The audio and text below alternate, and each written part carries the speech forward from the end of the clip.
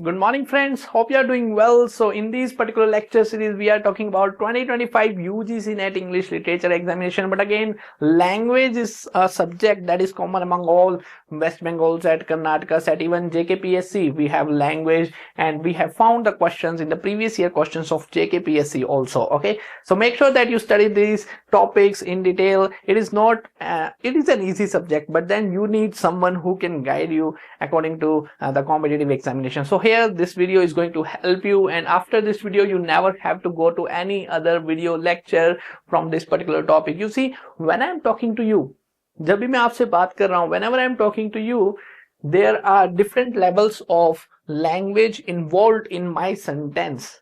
Okay, you see, collocation is something that comes under phrasal level. Inflected, that is something that comes under morpheme, or you can say at word level. Okay, I am speaking to you. I am speaking to you is a sentence. I am is a word. So I will tell you everything. We are going to divide the whole complete language. Okay, discourse level, and you can say generative. That is a bigger picture. That is the fifth step of language. Then we have polarity, that is under sentence. We will discuss everything. So here we go with this complete this video lecture can be a big one, but then again you have to stay consistent, because only the long form content will help you to qualify examination, and then that content should also be some high quality content. Okay, so there are levels of linguistic structures. At first we have words. I am speaking to you. I. Okay, at word level. Then we have phrase level, that is the second. There are different types of phrases that combine together. And then we have sentence level. Okay, in phrase level we see idioms. Okay, you might have studied this in your 10th standard. Okay, break a leg, this is an idiom. What does it mean? It means good luck. In discourse level, and then we have system level. In system level we have generative grammar. Okay, so every level has some 4 to 5 subordinate levels or subtopics. Okay, so word comes in a sentence form. Sentences are made up of phrases, and then there is a part of a whole discourse of all society, and there is a bigger picture that is working behind at its system level, that it goes to your brain, and then you understand all these things. So there are different types of linguistic structure. We are going to discuss one by one all the types, so you never have to, any case you find any question from this topic, you will definitely qualify that particular question. You will definitely get the right answer. All right, let's begin with this topic. Let's start with the first one, that is inflection, which we have seen in the question paper. All right, so here we go. In the question paper we have inflected, right? Inflected is here. What does it mean? It means the basic meaning is not changing, but the grammatical function, it is showing the grammatical function. It is only showing the grammatical role. Okay, let me take you to the example. So you just see walk is an example.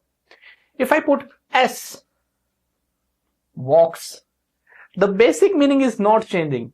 The basic meaning of walk remains walking. Okay, walk remains walk. If I put ing, it will always remain the same. The basic meaning walked, it is again, it is showing the grammatical information. Walks, walked, walking. In these three examples, the basic meaning remains the same when you are walking. So that is what here in the question paper. A term in which a word takes various forms to show its grammatical role.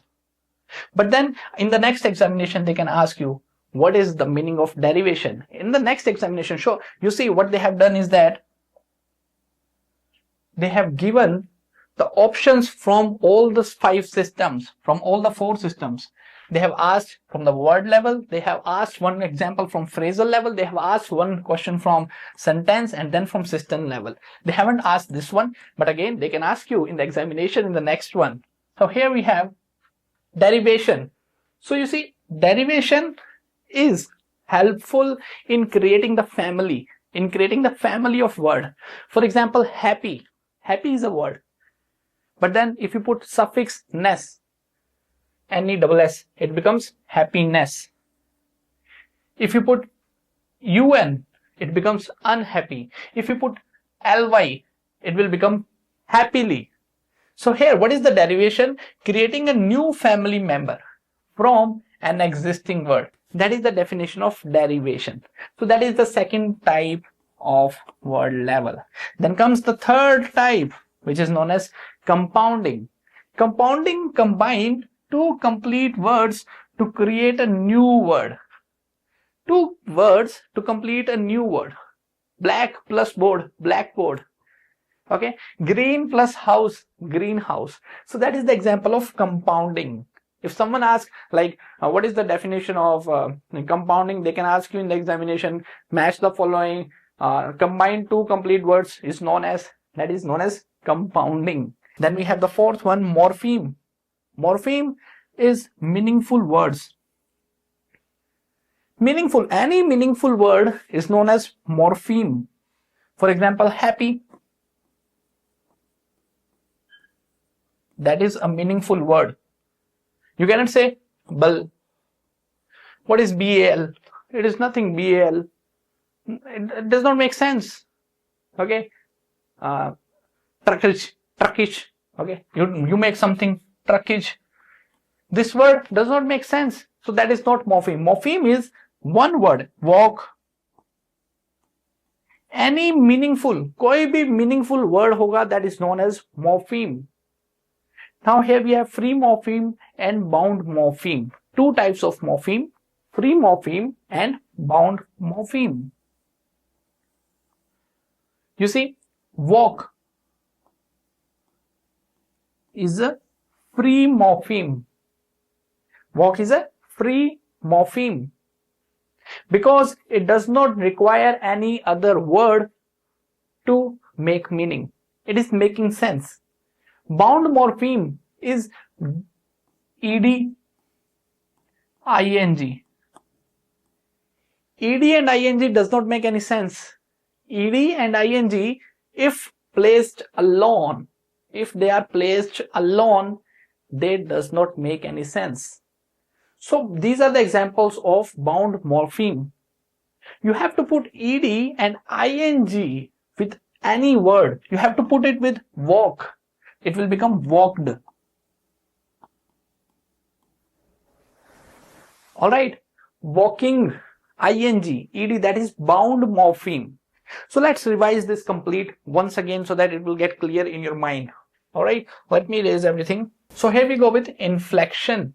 Inflection means it shows grammatical information and without changing their basic meaning. Then we have derivation. It creates a new family member. From happy, it becomes unhappy. Happy is also a morpheme. And it is also a free morpheme. But then when you put un, that un is bound morpheme. So un does not make any sense. What is the meaning of un? You don't know. What is the meaning of un? No one knows. But it has to be together with happy. Then only it will become bound morpheme. Then here we have compounding. That's simple. Black plus board, blackboard. Green plus house. It is to combine two words to complete or to create new word within a new meaning. Alright. So that is our level 1. Then comes the phrase level. At this level, we are combining the words. Okay, language is not just about individual words, but it is about the relationship between the words that carries meaning. Okay, so here we have collocation, idioms, phrasal verbs, binomials, and lexical bundles. Here we have 5 in this phrase level. You have to remember as it is. It is very easy. You just have to revise everything again and again and again, and it will be clear in your mind. Okay, you have to memorize one example. एक example ये सबका याद होगा. You will easily get the right option in the examination. Okay, So here we have seen collocations are the words that naturally go together. Strong coffee. You cannot say it's a hard coffee. It's a strong coffee. You cannot say take a decision. You always say make a decision. You have to make a decision right now what you have to do in your career. Early in the morning, you wake up and you take a shower. You take a shower. It naturally go together. That is known as collocation. Alright, let's look at the answer now. Here we go. Collocation. A habitual association between particular words. So that is collocation. Words that naturally go together. Take a shower, make a decision, make your bed. That is also a part of collocation. But then when we talk about idioms go together, but they do not mean what exactly it is meaning. Break a leg. Break a leg does not mean that you are breaking a leg. It does not mean that you are breaking a leg. It means good luck. Keep an eye on. Keep an eye on does not mean that you are keeping an eye on him. Keep an eye on means that you are looking after him. Apple of my eye. It does not mean that he is the apple of your eye. It means that he is so close to you that you are using this idiom, apple of my eye.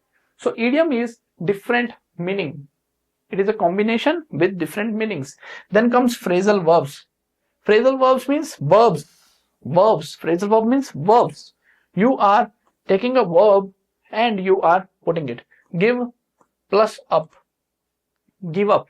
So give is a verb. But then give up does not mean that you are giving up. You are not giving up. Giving up means you are quitting. You are knocking. Okay, you are giving up in your life. So give up means verb. When verb combined with another word. That is phrasal verbs. Look after. Okay, look after. It does not mean that look plus ki you have to look uske baad. It does not mean uske baad, dekhne ke baad. No, it does not mean you have to look afterwards. It means look after. Look after. So that is what phrasal verbs. Then we have binomials, which is and or, which is made by and or. Salt and pepper. Ladies and gentlemen.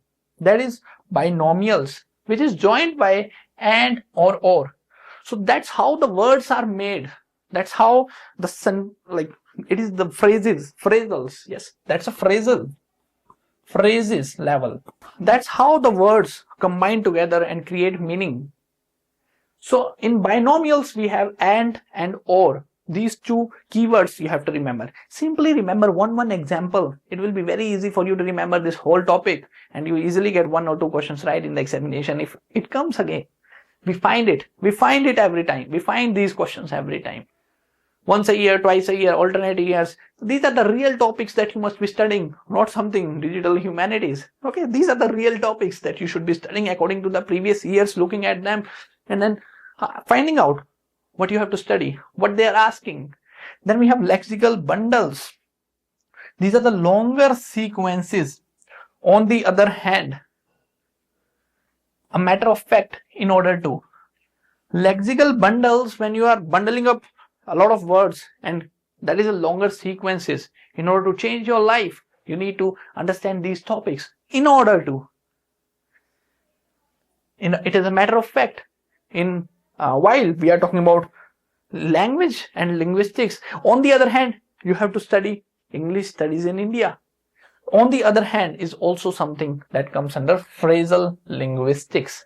So that is the second level of linguistic system. Now comes the third level, sentence level, creating complete thoughts. Words are combined together to make phrases, but then phrases and words are combined together to make sentences, but that sentences must also make sense. There are people who speak something but it does not make sense. Okay, so that again comes under transformation, the next level of discourse level, the next level. Okay, let's discuss polarity. We have seen this in the question paper. Okay, I like coffee, I don't like coffee. Polarity means you are comparing two things. Polarity, I like coffee, I don't like coffee. Generally you just put don't. Generally you put not, negative. I like coffee, I don't like coffee. Now let's look at the question. So here we go with the question. Here we have polarity. We have already discussed a habitual association, that is collocation. Inflected, we have seen, it shows the grammar. Okay, we have also seen the example like walk. Okay, so polarity means a term for the contrast between positive and negative in sentences, clauses, and phrases. I like coffee, I don't like coffee. So polarity means contrast between positive and negative. It's that simple. You could have got 1 mark by understanding this simple topic. These are the things that they are asking in the examination. It's very easy to solve these questions and get accurate marks. If you want to join UGC Net English Literature examination batch, then you can join Limitless Literature. I will be providing you with the relevant topics, not something unknown topics, not something new syllabus or something. Providing you with the relevant topics that will help you to qualify the examination as soon as possible. Join Limitless Literature course ongoing batch of UGC Net, website, Karnataka set, and all those that are available on the mobile application. Okay, so here we go. Voice, we all know that active voice, passive voice. The dog bit the man was bitten by the dog. I'm not going to explain it. Mood, again, mood has two, indicative and imperative. Indicative means that you are saying a sentence that is giving an information. Indicating means information. It is raining outside. It is raining outside. So that complete sentence is indicative. Shut the door. Do not let anyone come inside the door. Shut the door. Do not let anyone to come inside. That is imperative. When you are giving a command, that is close the door. When you are giving a command, that sentence is imperative sentence, and indicative is simple informational. Then we have modality. Modality means when you are using the modal verbs, when there are can, must, should, might, and could are there in these sentences. So if you want to qualify UGC Net English Literature, you must study these topics. You must study. You should be studying English, language and linguistics. So that is at sentence level. Then we have again last one, clause. That is the last level of sentence. Okay, main clause is I went to the store. That is a main clause. Okay, I went to the store. It can stand alone. Subordinate clause, it depends on the main clause. I went to the store because I needed the milk. Then we have relative clauses. I went to the store but I needed the milk, but when I reached there, the store I visited, that was full of crowd, that is crowded. So these are the 3 types of clauses. You have to remember them as it is. It is very easy. Even a 7th class student can understand there are 3 types of clauses: main clauses, subordinate clauses, relative clauses. Main clause is something that stands alone. Subordinate clauses, that is the helping sort of thing to the main clause. Then we have a relative clause, which is telling extra information about the complete sentence or complete discourse. Okay, now here comes the discourse level. We have already seen morphological level, that is known as word level, phrases level, sentences level. This is the 4th form, discourse level. After this we go on to the systematic level, where we have generative grammar, universal grammar, competence and performance, or transformational grammar. Okay, so this is the discourse level. First is cohesion. Cohesion is very easy to understand. Cohesive. What is cohesive? Just like Fevicol. Fevicol is known as cohesive. Okay, cohesive. So it is like a glue. Without glue, the things will be, the sentences are incomplete. Ram went to store. Ram went to store. Ram bought the milk. Ram came home. Ram was tired. That is very ugly sentence. Okay, Ram went to the store. Ram bought the milk. Ram came home. Ram was tired. That is a very ugly sentence, and we need pronouns and conjunctions to make the sentence beautiful. That is cohesion. So if someone asks you what is cohesion, what are the 2 you can say figures of speech, you can say that. Okay, pronouns and conjunctions, these are not figures of speech. Let me correct in the comment section below. What's that? I'm forgetting the things. Okay, that's a part of speech. Yeah, part of speech. Ram went to the store. He bought some milk. Then he came home because he was tired. You see, conjunctions. These are conjunctions. And this is pronoun. So cohesion means you need some type sort of pronouns and conjunctions to put into the sentence. Then only they will make it beautiful. Otherwise, these sentences make sense, but they are very ugly. So you always need pronouns and conjunctions. So that is cohesion. Coherence means the sentence must be relevant. Otherwise, if the sentence is not relevant, then also it is not making any sense. Coherence means Ram bought some milk, Ram went to the store, and then suddenly the dinosaur came, and then Ram came back. It does not make sense. Okay, Ram went to the store, he bought some milk, however, the dinosaurs were extinct millions of years ago, therefore he made tea. What's that? The sentence is right, the sentence is good, the sentence has cohesion, the sentence has pronouns, the sentence has conjunctions, but the sentence does not have coherence. So making the logical sentences is known as coherence.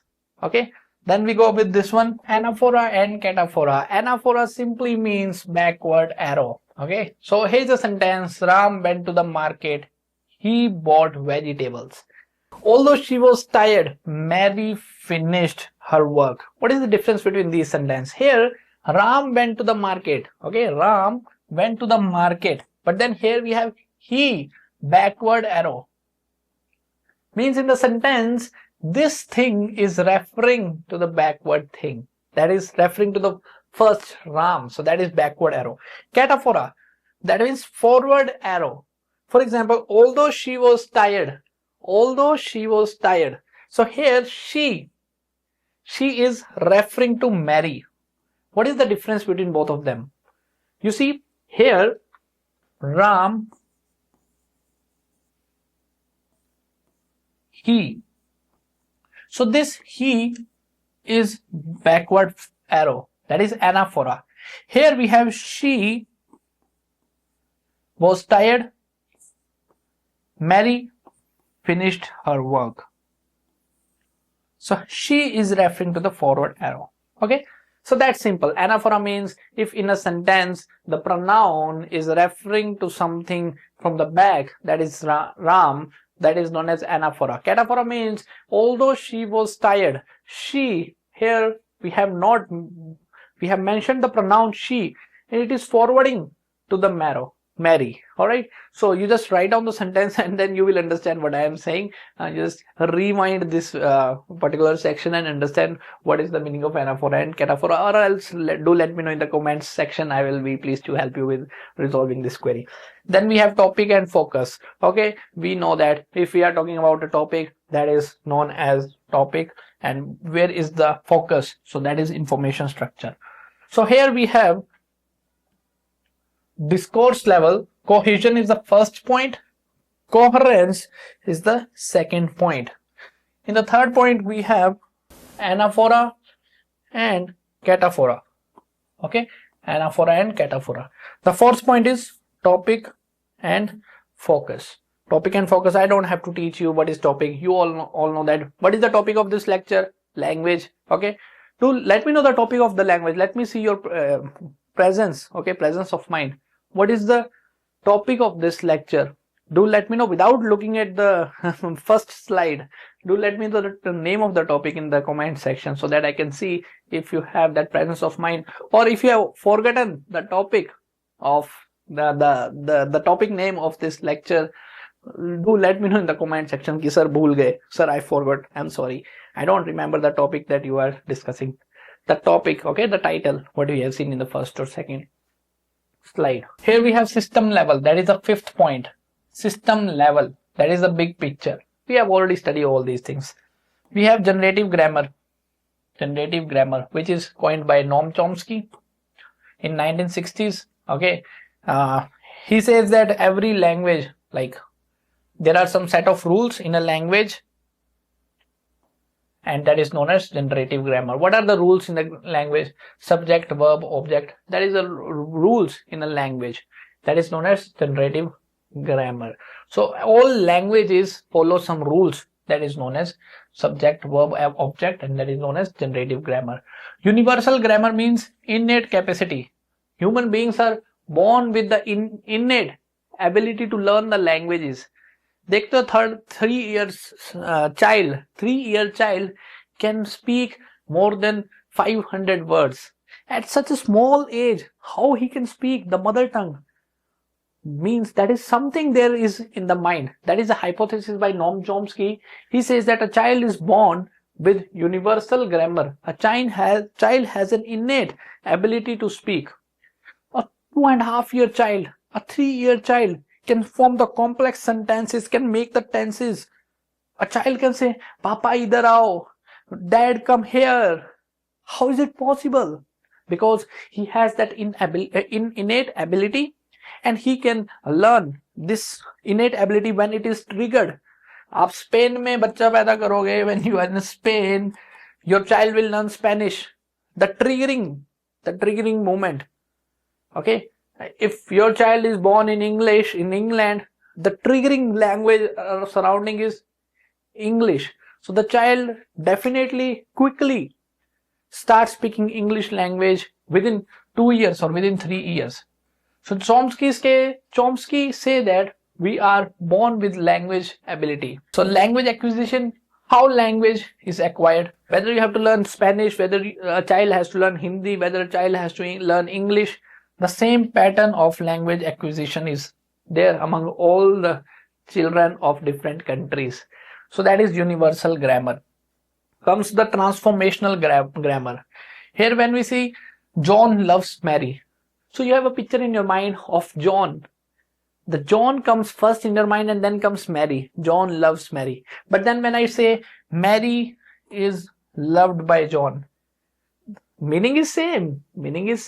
But then Mary is loved by John. Now the picture is opposite. Mary comes first in your mind and then comes John. So that is the example of transformational grammar. Then we have competence versus performance. Competence and performance. Everyone knows that we all are born with some sort of competence. Okay. Performance is what we actually do in the life. I am doing a performance. I am teaching to you my language skills. Okay. Language that I am speaking, that is a performance. Competence means you are also born with universal grammar. But then your language, spoken English, can be better than mine. Your performance can be better than mine, or your performance can be less than mine. So competence means your ability, the innate ability, that we all are born with some competence. But that is different from performance. Performance is how we behave, how we speak the language, how we perform the language in an environment.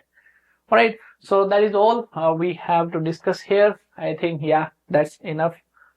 So these are the things that you have to remember. We have discussed all the levels. Here we go. Collocation. What is collocation? Collocation, a habitual association between particular words. Okay, habitual association we have already discussed. For example, take a shower. Inflected, that is, it shows the grammatical form, grammatical role. So inflected, the answer is this one. For example, walks. Then we have polarity between positive and negative, on and off. Okay, I like coffee, I don't like coffee. Last we have generative grammatical role, that is coined by Noam Chomsky in 1960s. That is from the mathematical equation. So I hope you have understood all these points. Do let me know your views in the comment section. If you are liking these videos, do make sure that you like it so that I will get encouraged to create more such videos, free content here on the YouTube, so that you can qualify the examination. Also, join our UGC Net English Literature Badge to support limitless literature, growing community of literature aspirants, literature enthusiasts. So I will see you soon in the next video. That's it for this. Thank you.